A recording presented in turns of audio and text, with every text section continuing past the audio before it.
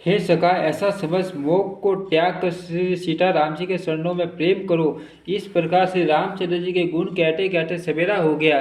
तब जगत का मंगल करने वाले और उसे सुख देने वाले श्री राम जी जागे। शौच के सब कार्य करके नित्य पवित्र और सुजान श्री रामचंद्र जी ने स्नान किया। फिर बड़ का दूध मंगाया और छोटे भाई लक्ष्मण जी सहित उस दूध से सिर पर जटाएं बनाई। ये देख कर सुमंत्र जी के नेत्रों में जल सा गया। उनका हृदय अत्यंत जलने लगा, मुंह मलिन उदास हो गया। वे हाथ जोड़कर अत्यंत दीन वचन बोले, हे नाथ, मुझे कौशलनाथ दशरथ जी ने ऐसी आज्ञा दी थी कि तुम रथ लेकर श्री राम जी के साथ जाओ। वन दिखाकर गंगा स्नान कराकर दोनों भाइयों को तुरंत लौटा लाना। सब संशय और संकोच को दूर करके लक्ष्मण राम सीता को फिर लाना। महाराज ने ऐसा कहा था, अब प्रभु जैसा कहे मैं वही करूँ, मैं आपकी बलिहारी हूँ। इस प्रकार विनती करके वे श्री रामचंद्र जी के चरणों में गिर पड़े और उन्होंने बालक की तरह रो दिया और कहा, हे तात, कृपा करके वही कीजिए जिससे अयोध्या नाश न हो। श्री राम जी ने मंत्रों की उठाकर धैर्य बंटाते हुए समझाया कि हे तात, आपने तो धर्म के सभी सिद्धांतों को छान डाला। शिवी ऋषि और राजा हरिश्चंद्र ने धर्म के लिए करोड़ों अनेकों कष्ट सहे। हे बुद्धिमान राजा रंती देव और बलि बहुत से संकट सहकर भी धर्म को पकड़े रहे। उन्होंने धर्म का परित्याग नहीं किया। वेद शास्त्र और पुराणों में कहा गया कि सत्य के समान दूसरा धर्म नहीं है। मैंने उस धर्म को सज ही पा लिया। इस सत्य रूपी धर्म का त्याग करने से तीनों लोकों में अपयश सा जाएगा। प्रतिष्ठित पुरुष के लिए अपयश की प्राप्ति करोड़ों मृत्यु के समान भीषण संताप देने वाली है। हे तात, मैं आपसे अधिक क्या कहूँ। लौटकर उत्तर देने में भी पाप का भागी होता हूँ। आप जाकर पिताजी के शरण पकड़कर करोड़ों नमस्कार के साथ ही हाथ जोड़कर विनती करिएगा कि हे तात, आप मेरी किसी बात की चिंता न करें। आप सभी पिता के समान ही मेरे बड़े हितैषी हैं। हे तात, मैं हाथ जोड़कर आपसे विनती करता हूँ कि आपका भी सब प्रकार से वही कर्तव्य है जिसमें पिताजी हम लोगों के शोष में दुख न पावे। श्री रघुनाथ जी और सुमंत्र का यह सवाल सुनकर निषाद राज कुटुंबियों सहित व्याकुल हो गया। फिर लक्ष्मण जी ने कुछ कड़वी बात कही। प्रभु श्री रामचंद्र जी ने उसे बहुत ही अनुचित जानकर उनको मना किया। श्री रामचंद्र जी ने सकुचाकर अपनी सौगंध दिलाकर सुमंत्र जी से कहा कि आप जाकर लक्ष्मण का यह संदेश न कहिएगा। सुमंत्र ने फिर राजा का संदेश कहा कि सीता वन के कलेश न सह सकेगी। अतएव जिस तरह सीता अयोध्या को लौट आवे, तुमको और श्री रामचंद्र जी को वही उपाय करना चाहिए, नहीं तो मैं बिल्कुल ही बिना सारे का होकर वैसे ही नहीं जीऊँगा जैसे बिना जल के मछली नहीं जीती। सीता के मायके पिता के घर और ससुराल में सब सुख है। जब तक यह विपत्ति दूर नहीं होती, तब तक वे जब जहाँ जी चाहे वही सुख से रहेगी। राजा ने जिस दीनता और प्रेम से विनती की है, वह दीनता और प्रेम कहाँ नहीं जा सकता। कृपा निधान श्री रामचंद्र जी ने पिता का संदेश सुनकर सीता जी को करोड़ों अनेकों प्रकार से सीख दी। उन्होंने कहा, जो तुम घर लौट जाओ तो सास ससुर गुरु प्रियजन एवं कुटुंबी सबकी चिंता मिट जाए। पति के वचन सुनकर जानकी जी कहती है, हे प्राण पति, हे परम स्नेही, सुनिए। हे प्रभु, आप करुणामय और परम ज्ञानी हैं। कृपा करके विचार तो कीजिए, शरीर को छोड़कर छाया अलग कैसे रोकी रह सकती है। सूर्य की प्रभा सूर्य को छोड़कर कहाँ जा सकती हैं और चांदनी चंद्रमा को त्याग कर कहाँ जा सकती हैं। इस प्रकार पति को प्रेममयी विनती सुनाकर सीताजी मंत्री से सुहानी वाणी कहने लगी, आप मेरे पिताजी और ससुर जी का सम्मान मेरा हित करने वाले हैं।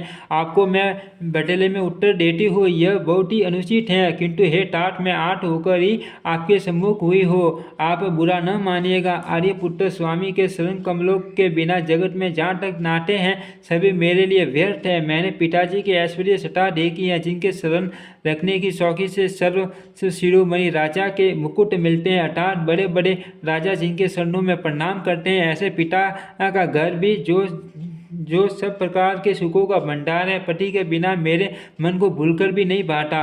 मेरे ससुर कौशल राज चक्रवर्ती सम्राट हैं, जिनका प्रभाव 14 लोकों में प्रकट है। इंद्र भी आगे होकर जिनका स्वागत करता है और अपने आड़े सिंहासन पर बैठने के लिए स्थान देता है। ऐसे ऐश्वर्य और प्रभावशाली ससुर, उनकी राजधानी अयोध्या का निवास, प्रिय कुटुंबी और माता के समान सासुए, ये कोई भी श्री रघुनाथ जी के शरण कमलों की रज के बिना मुझे स्वप्न में भी सुखदायक नहीं लगते। दुर्गम रास्ते, जंगली धरती, पहाड़, हाथी, सिंह, अथाह तालाब एवं नदियाँ, कोल, भील, हिरन और पक्षी प्राणपति रघुनाथ जी के साथ रहते, ये सभी मुझे सुख देने वाले होंगे। अतः सास और ससुर के पाप पढ़ कर मेरी ओर से विनती कीजिएगा कि वे मेरा कुछ भी सोच न करे। मैं वन में स्वभाव से ही सुखी हो, वीरों में अगर गण्य तथा धनुष और बाणों से भरे टर्कस धारण किए मेरे प्राणनाथ और प्यारे देवर साथ हैं। इससे मुझे न रास्ते की थकावट है, न भ्रम है और न मेरे मन में कोई दुख ही है। आप मेरे लिए भूलकर भी सोच न करें। सुमंत्र सीता जी की शीतल वाणी सुनकर ऐसे व्याकुल हो गए जैसे सांप मणि खो जाने पर नेत्रों से कुछ सूझता नहीं, कानों से सुनाई नहीं देता।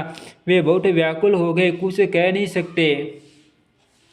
श्री रामचंद्र जी ने उनका बहुत प्रकार से समाधान किया तो भी उनकी छाती ठंडी न हुई। साथ चलने के लिए मंत्री ने अनेकों यत्न किए, युक्तियाँ पेश की, पर रघुनंदन श्री राम जी उन सब युक्तियों का यथोचित उत्तर देते गए। श्री राम जी की आज्ञा मेटी नहीं जा सकती, कर्म की गति कठिन है, उस पर कुछ भी वश नहीं चलता। श्री राम, लक्ष्मण और सीता जी के चरणों में सिर नवाकर सुमंत्र इस तरह लौटे जैसे कोई व्यापारी अपना मूलधन पूंजी गंवाकर लौटे। सुमंत्र ने रथ को हाँका, घोड़े श्री रामचंद्र जी की ओर देख देख कर हिनहिनाते हैं। यह देख कर निषाद लोग विषाद के वश होकर सिर ढूंढ कर पीट कर पछताते हैं। जिनके वियोग में पशु इस प्रकार व्याकुल है, उनके वियोग में प्रजा, माता और पिता कैसे जीते रहेंगे। श्री रामचंद्र जी ने जबरदस्ती सुमंत्र को लौटाया। तब आप गंगा जी के तीर्थ पर आए। श्री राम ने केवट नाव मांगी, पर वह लाटा नहीं। वह कहने लगा, मैंने तुम्हारे मर्म भेद जान लिया। तुम्हारे शरण कमलों की धूल के लिए सब लोग कहते हैं कि वह मनुष्य बना देने वाली कोई जड़ी है, जिसके छूटे ही पत्थर की शिला सुंदरी स्त्री हो गई। मेरी नाव तो काठ की है, काठ पत्थर से कठोर तो होता नहीं। मेरी नाव भी मुनि की स्त्री हो जाएगी और इस प्रकार मेरी नाव उड़ जाएगी। मैं लूट जाऊंगा अथवा रास्ता रुक जाएगा, जिससे आप पार न हो सकेंगे और मेरी रोजी मारी जाएगी। मेरी कमाने खाने की राही मारी जाएगी। मैं तो इसी नाव से सारे परिवार का पालन पोषण करता हूँ, दूसरा कोई धंधा नहीं जानता। हे प्रभु, यदि तुम अवश्य ही पार जाना चाहते हो तो मुझे पहले अपने शरण कमल पकड़ने ढो लेने के लिए कह दो। हे नाथ, मैं शरण कमल ढोकर आप लोगों को नाव पर चढ़ा लूँगा। मैं आपसे कुछ उतराई नहीं चाहता। हे राम, मुझे आपकी दुआई और दशरथ जी की सौगंध, मैं सब सच कहता हूँ। लक्ष्मण भले ही मुझे तीर मारे, पर जब तक मैं पैरों को पकड़ न लूँगा तब तक हे तुलसीदास के नाथ, हे कृपालु, मैं पार नहीं उतारूँगा। केवट के प्रेम में लपेटे हुए अटपटे वचन सुनकर करुणा धाम श्री रामचंद्र जी, जानकी जी और लक्ष्मण जी की ओर देखकर हंसे। कृपा के समुद्र श्री रामचंद्र जी केवट से मुस्कुराकर बोले, भाई तू वही कर जिससे तेरी नाव न जाए। जल्दी पानी ला और पैर ढोले, देर हो रही है, पार उतार दे। एक बार जिनका नाम स्मरण करते ही मनुष्य अपार भवसागर के पार उतर जाते हैं और जिन्होंने वामना अवतार में जगत को 3 पग से भी छोटा कर दिया था, दो ही पग में त्रिलोकी को नाप लिया था, वही कृपालु श्री रामचंद्र जी गंगा जी से पार उतारने के लिए केवट का न्योरा कर रहे हैं। प्रभु के इन वचनों को सुनकर गंगा जी की बुद्धि मोह से खींच गई थी कि ये साक्षात भगवान होकर भी पार उतारने के लिए केवट का न्योरा कैसे कर रहे हैं। परंतु समीप आने पर पर अपनी उत्पत्ति के स्थान पटन खोने को देखते ही उन्हें पहचान कर देव नदी गंगा जी हर्षित हो गई। वे समझ गए कि भगवान नर नर लीला कर रहे हैं। इससे उनका मोह नष्ट हो गया और इन चरणों का स्पर्श प्राप्त करके मैं धन्य होऊंगी, यह विचार कर वे हर्षित हो गई। केवट श्री रामचंद्र जी की आज्ञा पाकर कटोरे में भरकर जल ले आया।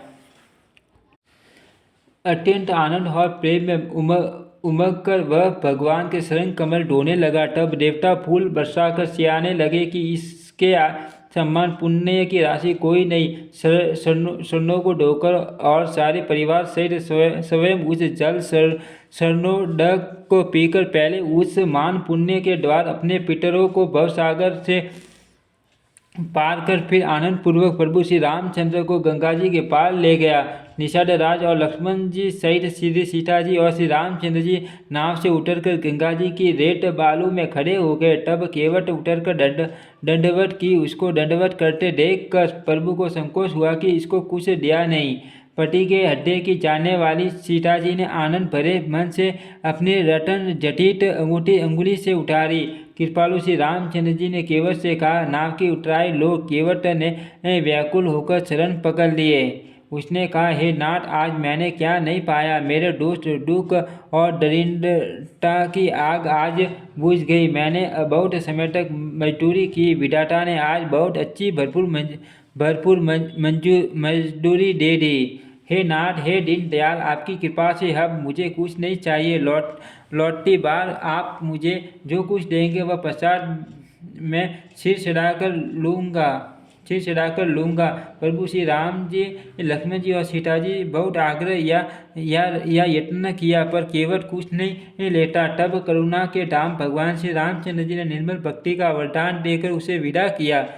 फिर रघुकुल के स्वामी श्री रामचंद्र जी ने स्नान करके पार्थिव पूजा की और शिव जी को सिर नवाया। सीता जी ने हाथ जोड़कर गंगा जी से कहा, हे माता, मेरा मनोरथ पूरा कीजिएगा, जिससे मैं पति और देवर के साथ कुशलतापूर्वक लौट आकर तुम्हारी पूजा करूं। सीता जी की प्रेम रस में सनी हुई विनती सुनकर तब गंगा जी के निर्मल जल में श्रेष्ठ वाणी हुई, हे रघुवीर की प्रियतमा जानकी, सुनो, तुम्हारा प्रभाव जगत में किस नहीं मालूम। तुम्हारी कृपा दृष्टि से देखते ही लोग लोकपाल हो जाते हैं। सब सिद्धियां हाथ जोड़े तुम्हारी सेवा करती हैं। तुमने जो मुझको बड़ी विनती सुनाई, यह तो मुझ पर कृपा की और मुझे बधाई दी है तो भी हे देवी, मैं अपनी वाणी सफल होने के लिए तुम्हें आशीर्वाद दूंगी। तुम अपने प्राणनाथ और देवर सहित कुशल पूर्वक अयोध्या लौटोगी। तुम्हारी सारी कामनाएं पूर्ण मनोकामना पूरी होगी और तुम्हारा सुंदर यश जगत में साथ जाएगा। मंगल के मूल गंगा जी के वचन सुनकर और देव नदी को अनुकूल देखकर सीता जी आनंदित हुई। तब प्रभु श्री रामचंद्र जी ने निषाद राज गु से कहा कि भैया, अब तुम घर जाओ। यह सुनते ही उसका मुंह सूख गया और हृदय में दाह उत्पन्न हो गया। गो हाथ जोड़कर दीन वचन बोला, हे रघुकुल शिरोमणि, मेरी विनती सुनिए। मैं नाथ आपके साथ रहकर रास्ता दिखाकर 4 कुछ दिन चरणों की सेवा करके, हे रघुराज, जिस वन में आप जाकर रहेंगे वहाँ मैं सुंदर पनकुटी पट्टों की कुटिया बना दूंगा। तब मुझे आप जैसी आज्ञा देंगे, मुझे रघुवीर आपकी दुआई है, मैं वैसा ही करूँगा। उसके स्वाभाविक प्रेम को देखकर श्री रामचंद्र जी ने उसको साथ ले लिया। इससे गुह के हृदय में बड़ा आनंद हुआ। फिर गुह निषाद राज ने अपनी जाति के लोगों को बुला लिया और उनका संतोष करा के तब उनको विदा किया। तब प्रभु श्री रघुनाथ जी गणेश जी और शिव जी का स्मरण करके तथा गंगा जी को मस्तक नवाकर सखा निषाद राज, छोटे भाई लक्ष्मण जी और सीता जी सहित वन को चले। उस दिन पेड़ के नीचे निवास किया। लक्ष्मण जी और सगा गो ने विश्राम सब सुव्यवस्था कर दी। प्रभु श्री रामचंद्र जी ने सवेरे प्रातः काल की सब क्रियाएं करके जाकर तीर्थों के राजा प्रयाग के दर्शन किए। उस राजा का सत्य मंत्री हैं राजा का छठे मंत्री या छठा प्यारी स्त्री हैं और त्रिवेणी माधव जी श्री के हितकारी मित्र हैं। चार पदार्थ धर्म अर्थ काम और मोक्ष से भंडार भरा है और वह पुण्य में प्रांत ही उस राजा का सुंदर देश है। प्रयाग क्षेत्र ही दुर्गम मजबूत और सुंदर गढ़ किला है जिसको सफल में भी पाप रूपी शत्रु नहीं पा सकते हैं। संपूर्ण तीर्थ ही उसके श्रेष्ठ वीर सैनिक हैं जो पाप की सेना को कुचल डालने वाले और बड़े रणधीर हैं। गंगा यमुना सरस्वती। प्रयाग क्षेत्र ही दुर्गम मजबूत और सुंदर गढ़ किला है जिसको सफल में भी पाप रूपी शत्रु नहीं पा सके। संपूर्ण तीर्थ ही उसके श्रेष्ठ वीर सैनिक हैं जो पापी के सेना को कुचल डालने वाले और बड़े रणधीर हैं। गंगा यमुना और सरस्वती का संगम ही उसका अत्यंत सुशोभित सिंहासन है। अक्षय वट सत्र हैं जो मुनियों के भी मन को मोहित कर लेता है। यमुना जी और गंगा जी की तरंगे उसके श्याम और श्वेत हैं सवर हैं जिनको देखकर ही दुख और दरिद्रता नष्ट हो जाती है। पुण्यात्मा पवित्र साधु उसकी सेवा करते हैं और सब मनोरथ पाते हैं। वेद और पुराणों के समूह बाट हैं जो उसके निर्मल गुण गानों का बखान करते हैं। पापों के समूह रूपी हाथी के मारने के लिए सिंह रूप प्रयागराज का प्रभाव महात्म्य कौन कर सकता है। ऐसे सुहावने तीर्थ राज का दर्शन कर सुख के समुद्र रघुकुल श्रेष्ठ श्री राम जी ने भी सुख पाया। उन्होंने अपने श्री मुख से सीता जी लक्ष्मण जी और सगा गो को तीर्थ राज की महिमा कहकर सुनाई। तदंतर प्रणाम करके वन और बगीचे को देखते हुए और बड़े प्रेम से महात्म्य कहते हुए इस प्रकार श्री राम ने आकर त्रिवेणी का दर्शन किया जो स्मरण करने से ही सब सुंदर मंगलों को देने वाली हैं। फिर आनंद पूर्वक त्रिवेणी में स्नान करके शिव जी की सेवा पूजा की और विधि पूर्वक तीर्थ देवताओं का पूजन किया।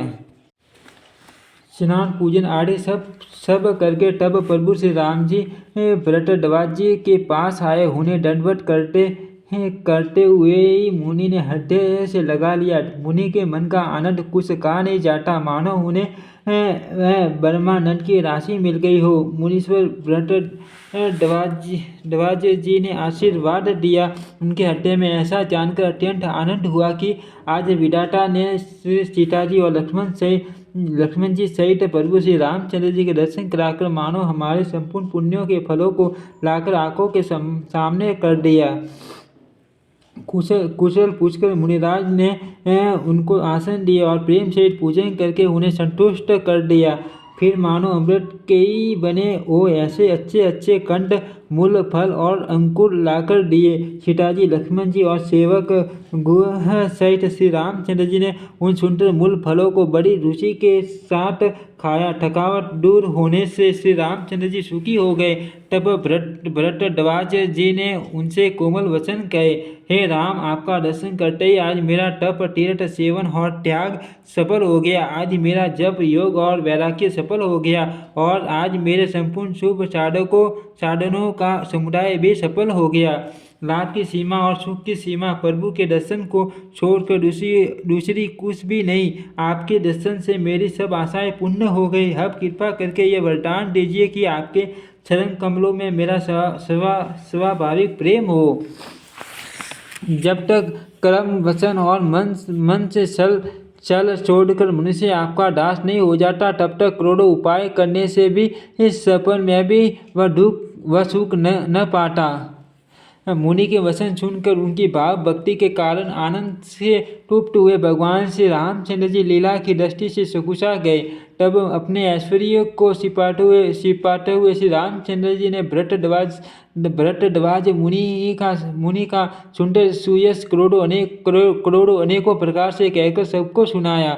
उन्होंने कहा, हे मुनीश्वर, जिसको आप आदर दे वही बड़ा है और वही सब गुण समूह का घर है। इस प्रकार से राम जी और मुनि भरतद्वाज जी दोनों परस्पर विनम्र हो रहे हैं और अनिर्वचनीय सुख का अनुभव कर रहे हैं। यह श्री राम, लक्ष्मण और सीता जी के आने की खबर पाकर प्रयाग निवासी ब्रह्मचारी, तपस्वी, मुनि, सिद्ध और उदासी सब श्री दशरथ जी के सुंदर पुत्रों को देखने के लिए भरद्वाज जी के आश्रम आए। श्री रामचंद्र जी ने सब किसी को प्रणाम किया। नेत्रों का लाभ पाकर सब आनंदित हो गए और ब्रह्म सुख पाकर आशीर्वाद देने लगे। श्री राम जी के सौंदर्य की सराहना करते हुए वे लौटे। श्री राम जी ने रात को वहीं विश्राम किया और प्राप्त काल राज का स्नान करके और प्रसन्नता के साथ मुनि को सिर नवाकर सीता जी, लक्ष्मण जी और सेवक गौ के साथ वे चलते समय बड़े प्रेम से श्री राम जी ने मुनि से कहा, हे नाथ, बताइए हम किस मार्ग से जाए। मुनि मन में हंसकर श्री राम जी से कहते हैं कि आपके लिए सभी मार्ग सुगम हैं। फिर उनके साथ के लिए मुनि ने शिष्यों को बुलाया। साथ जाने की बात सुनते ही चिंतित हर्षित वो कोई 50 शिष्य आ गए। सभी का श्री राम जी पर अपार प्रेम है। सभी कहते हैं कि मार्ग हमारा देखा हुआ है। तब मुनि ने सुनकर 4 ब्रह्मचारियों को साथ कर दिया, जिन्होंने बहुत जन्मों तक सब संकट पुण्य किए थे। श्री रघुनाथ जी ने प्रणाम कर और ऋषि की आज्ञा पाकर हृदय में बड़े ही आनंदित होकर चले। जब वे किसी गांव के पास होकर निकलते हैं तब स्त्री पुरुष दौड़कर उनके रूप को देखने लगते हैं। जन्म का फल पाकर वे सदा के अनाथ सनाथ हो जाते हैं और मन को नाथ के साथ भेज कर शरीर से साथ न रहने के कारण दुखी होकर लौट आते हैं। तदंतर श्री राम जी ने विनती करके चारों ब्रह्मचारियों को विदा किया। वे मनचाही वस्तु अन्य भक्ति पाकर लौटे। यमुना जी के पार उतरकर सबने यमुना जी के जल में स्नान किया, जो श्री रामचंद्र जी के शरीर के समान ही श्याम रंग का था। यमुना जी के किनारे पर रहने वाले स्त्री पुरुष ये सुनकर कि निषाद के साथ 2 परम सुंदर सुकुमार नवयुवक और एक परम सुंदर स्त्री आ रही हैं, सब अपना अपना काम भूलकर दौड़े और लक्ष्मण जी, श्री राम जी और सीता जी का सौंदर्य देखकर अपने भाग्य की बड़ाई करने लगे। उनके मन में प्रिय से जानने की बहुत सी लालसाएं भरी हैं, पर वे नाम गाँव पूछते सकुचाते हैं। उन लोगों में जो वयोवृद्ध और चतुर थे, उन्होंने युक्ति से श्री रामचंद्र जी को पहचान लिया। उन्होंने सब कथा सब लोगों को सुनाई कि पिता की आज्ञा पाकर ये वन को चले। यह सुनकर सब लोग दुखित हो पछता रहे हैं कि रानी और राजा ने अच्छा नहीं किया। उसी अवसर पर वहाँ एक तपस्वी आया, जो तेज का पुंज, छोटी अवस्था और सुंदर था। उसकी गति कवि नहीं जानते अथवा वह कवि था जो अपना परिचय नहीं देना चाहता। वह वैरागी के वेश में था और मन, वचन तथा कर्म से श्री रामचंद्र जी का प्रेमी था। इस तेज पुंज ताप सके प्रसंग को कुछ टीकाकर सेपक मानते हैं और कुछ लोगों के देखने में यह प्रासंगिक है और ऊपर से जोड़ा हुआ सा जान भी पड़ता है, परंतु ये सभी प्राचीन प्रतियों में हैं। गुसाई जी अलौकिक अनुभवी पुरुष थे। पता नहीं यहाँ इस प्रसंग के रखने में क्या रहस्य है, परंतु यह सेपक तो नहीं। इस तापस को जब कभी अलखित गति कहते हैं, तब निश्चय पूर्वक कौन क्या कह सकता है। हमारी समझ से ये तापस या तो श्री हनुमान जी थे अथवा ध्यानस्थ तुलसीदास। अपने इष्ट देव को पहचान कर उसके नेत्रों में जल भर आया और शरीर पुलकित हो गया। वह दंड की बाटी पृथ्वी पर गिर पड़ा। उसकी प्रेम विहल दशा का वर्णन नहीं किया जा सकता। श्री राम जी ने प्रेम पूर्वक पुलकित होकर उसको हृदय से लगा लिया। उसे इतना आनंद हुआ मानो कोई माँ दरिंदरी मनुष्य पारस पा गया हो। सब कोई देखने वाले कहने लगे कि मानो प्रेम और परमार्थ परम तत्व दोनों शरीर धारण करके मिल रहे हैं।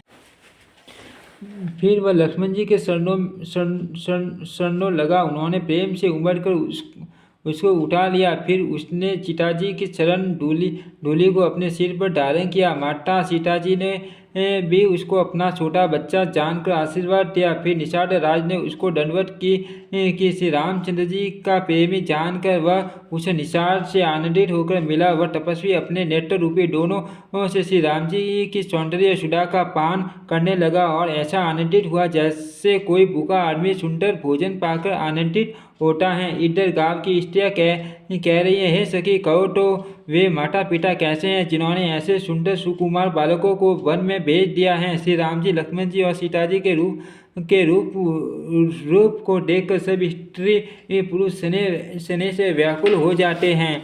तब श्री रामचंद्र जी ने सखा गो को अनेकों तरह से घर लौट जाने के लिए समझाया। श्री रामचंद्र जी की आज्ञा को सिर चढ़ाकर उसने अपने घर को गमन किया। फिर सीता जी, श्री राम जी और लक्ष्मण जी ने हाथ जोड़कर यमुना जी को पुनः प्रणाम किया और सुकन्या यमुना जी की बड़ाई करते हुए सीता जी सहित दोनों भाई प्रसन्नतापूर्वक आगे चले। रास्ते में जाते हुए उन्हें अनेकों यात्री मिलते हैं। वे दोनों भाइयों को देखकर उनसे प्रेम पूर्वक कहते हैं कि तुम्हारे सब अंगों में राजसीन देखकर हमारे हृदय में बड़ा शोष होता है।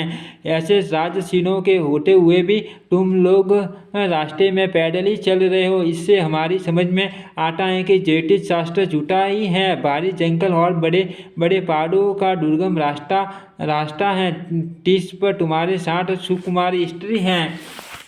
हाथी और सिंहों से भरा यह भयानक वन देखा तक नहीं जाता। यदि आज्ञा हो तो हम साथ चले। आप जहाँ तक जाएंगे वहाँ तक पहुँचाकर फिर आपको प्रणाम करके हम लौट आवेंगे।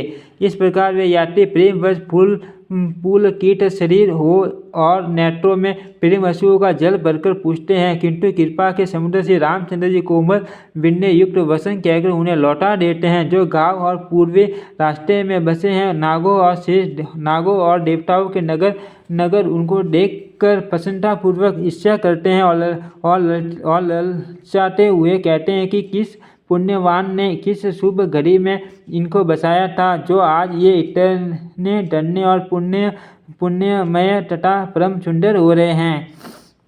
जहाँ जहाँ श्री रामचंद्र जी के चरण चले जाते हैं, उनके सम्मान इंद्र की पूरी अमरावती भी नहीं। रास्ते के समीप बसने वाले भी बड़े पुण्यात्मा हैं। स्वर्ग में रहने वाले देवता भी उनकी सराहना करते हैं।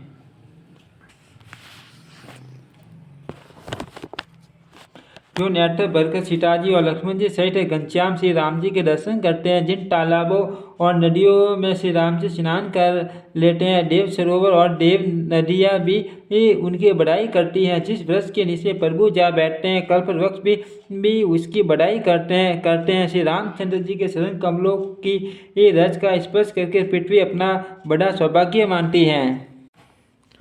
रास्ते में बादल छाया करते हैं और देवता फूल बरसाते हैं और सियाते हैं। पर्वत, वन और पशु पक्षियों को देखते हुए श्री राम जी रास्ते में चले जा रहे हैं। सीता जी और लक्ष्मण जी से श्री रघुनाथ जी जब किसी गांव के पास जा निकलते हैं, तब उनका आना सुनते ही बालक, बूढ़े, स्त्री, पुरुष सब अपने घर और काम काज को भूलकर तुरंत उन्हें देखने के लिए चल देते हैं।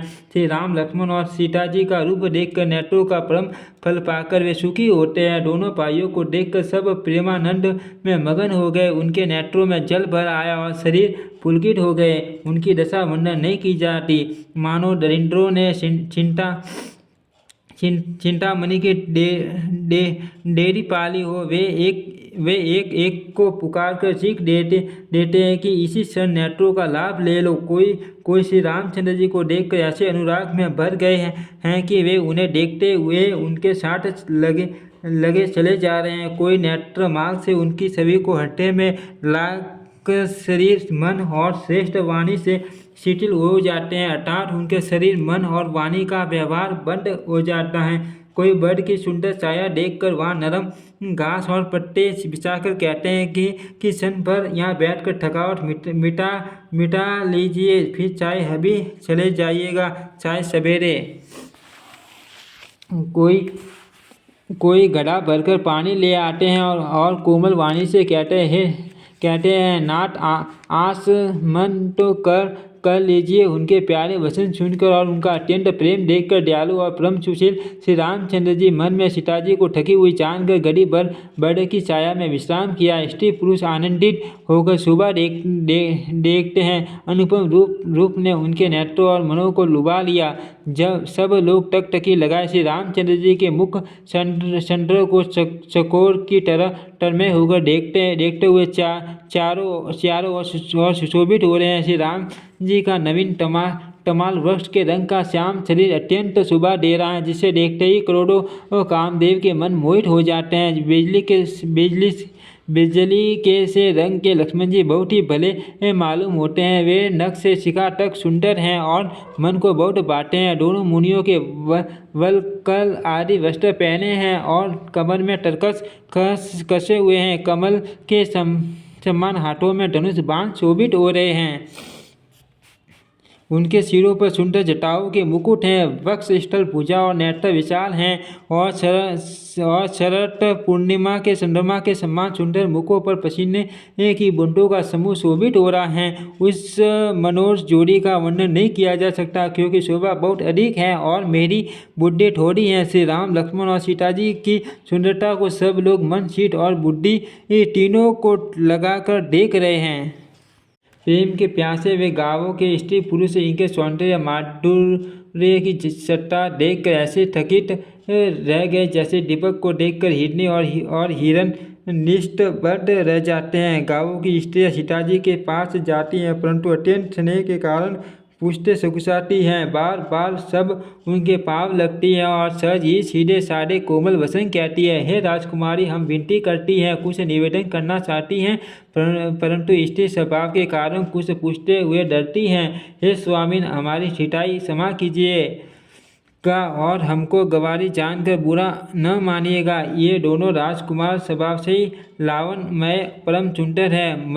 मरकट मणि पन्ने और सुरवन ने कांति इन्हीं से पाई है, अर्थात मरकट मणि में और सरवन में जो हरित और सरवन वर्ण की आभा है, वह इन्हीं की हरिता नील और सरवन कांति के एक कण के बराबर भी नहीं है। श्याम और गौर वर्ण है, सुंदर किशोर अवस्था है, दोनों ही परम सुंदर और शोभा के धाम हैं। शरद पूर्णिमा के चंद्रमा के समान इनके मुख और शरद ऋतु के कमल के समान इनके नेत्र हैं। मासा परायण 16वां विश्राम, नवा पारायण 4वां विश्राम। ओम श्री रामचरितमानस नमः।